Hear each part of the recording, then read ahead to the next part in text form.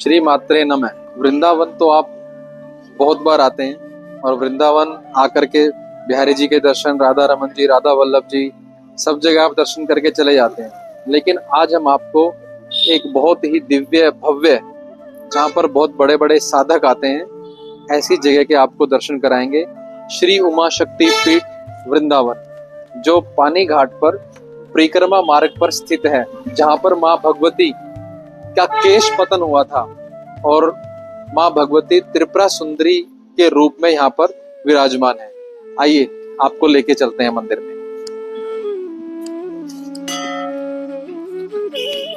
ये जो आपने घंटों की प्रतिध्वनि सुनी, जब यहाँ माँ भगवती की आरती होती है तो ये घंटों के अंदर अपने आप ही ऊर्जा जागृत होती है और ये घंटे आपको जो साधक होते हैं उनको दिखाई देता है कि घंटे किस प्रकार हिल रहे हैं। आइए अब आपको माँ भगवती के दर्शन कराते हैं। और यहाँ पर हमारे भाई जी हैं श्री उमेश्वर देवानंद जी, जो गुरु जी के परम शिष्य और परम साधक हैं, जो एक शंकराचार्य जी की पद्धति, जिनको परंपरा को गुरु जी चला रहे हैं। आगे भाई जी की जिम्मेदारी है चलाने की। अब आगे उनके मार्गदर्शन में माँ भगवती के बारे में, मंदिर के बारे में जानेंगे। जय जय श्री राधे, नर्मदे हर हर हर महादेव। आज भरत भैया के माध्यम से आप लोग इस सुंदर माँ भगवती के प्रांगण में उपस्थित हैं। बहुत प्राचीन दिव्य परंपरा में श्री माँ त्रिपुर सुंदरी का ये भव्य स्थान आप लोगों को आज दर्शन करने का सौभाग्य प्राप्त हो रहा है। आप सबसे पहले मुख्य द्वार पर ही छंग श्री उमा शक्ति पीठ वृंदावन का दर्शन कर रहे होंगे। बड़ा ही अजीब लग रहा होगा कि ये क्या है। इस तरह का सिंबल देखने में ऐसा लगता है कि ये क्या संदेश दे रहा है।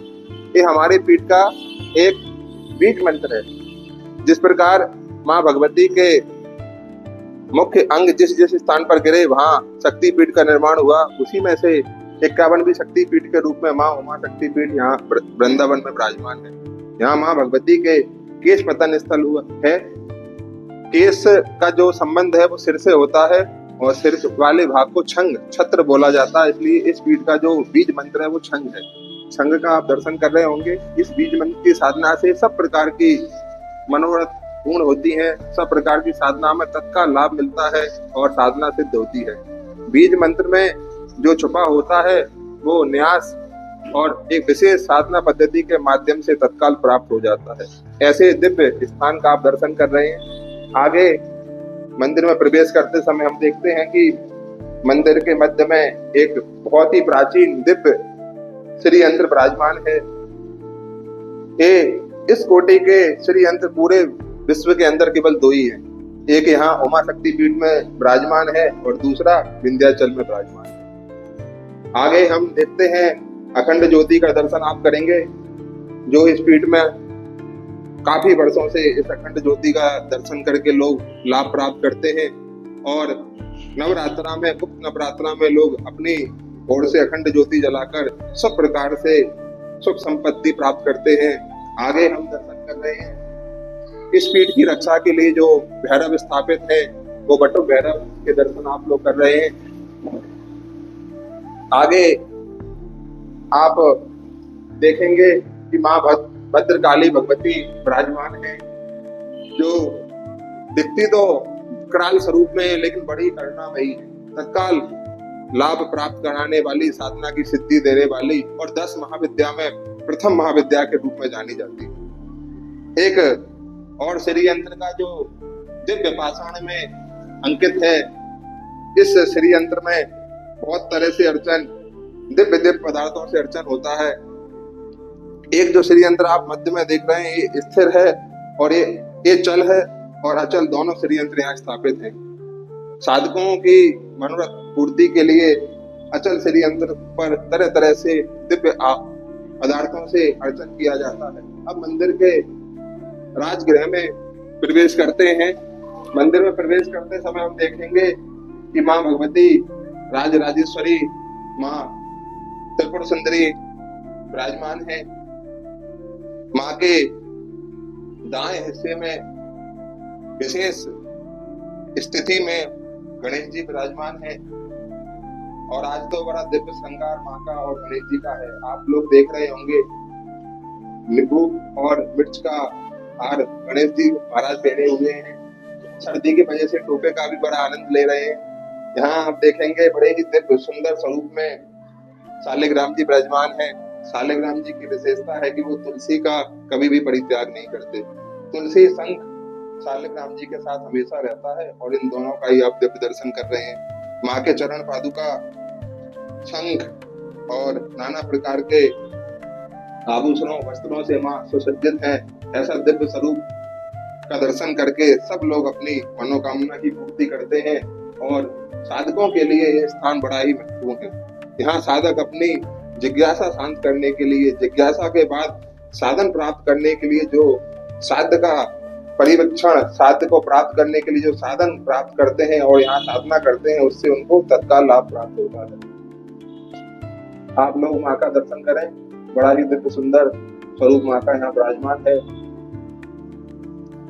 आगे राज मंदिर से जब हम बाहर की ओर प्रस्थान करते हैं, आते हैं, तो भगवान महाकामेश यहाँ विराजमान है, जो बड़े ही दिव्य अलौकिक स्वरूप में विराजमान है। भगवान महाकामेश जो इस शक्तिपीठ के रक्षा के लिए सब प्रकार से विराजमान है। आप यहाँ भगवान महाकामेश आशुतोष भगवान का दर्शन कर सकते हैं। यहाँ नित्य प्रतिदिन दिव्य स्वरूप में भगवान का श्रृंगार होता है और रुद्री की आवृत्ति होती रहती है। इस शिवलिंग की बड़ी ही विशेषता है। इस शिवलिंग को बाणेश्वर शिवलिंग के नाम से भी जाना जाता है। जब आप बहुत गौर से इसका दर्शन करेंगे तो आप देखेंगे कि शिवलिंग की जो आकृति है वो पिरामिड आकार की है।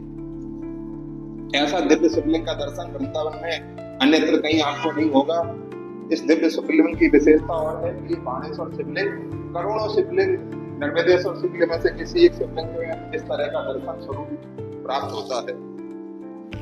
ये माँ भगवती का जो स्वरूप है, उसी स्वरूप में एक बड़े ही प्राचीन, जो इस पीठ की सबसे प्राचीन प्रतिमा है, महिषासुर मर्दिनी के रूप में आप दर्शन कर रहे हैं।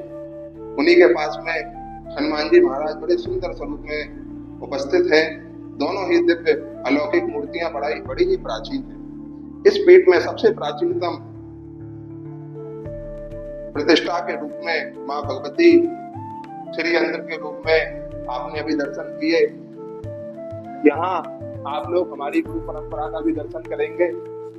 भगवान शंकराचार्य जिनके द्वारा ये परंपरा प्रारंभ हुई और वर्तमान में पूरे वाले महाराज जी, वो उनका भी दर्शन करेंगे। परम पूज्य स्वामी कृपालजी जी महाराज हैं, परम पूज्य स्वामी वामदेव जी महाराज हैं, पदाचार्य जी महाराज, जिनके चरणों के नीचे आप पद्म कमल का दर्शन कर रहे होंगे। ये हमारी पीठ के प्राचीन आधार हैं। यही हमारे वर्तमान में हमारे गुरुदेव परम पूज्य स्वामी दंडी महाराज जी का भी आप दुर्लभ बड़े सुंदर स्केचिंग करके चित्र बनाया गया है।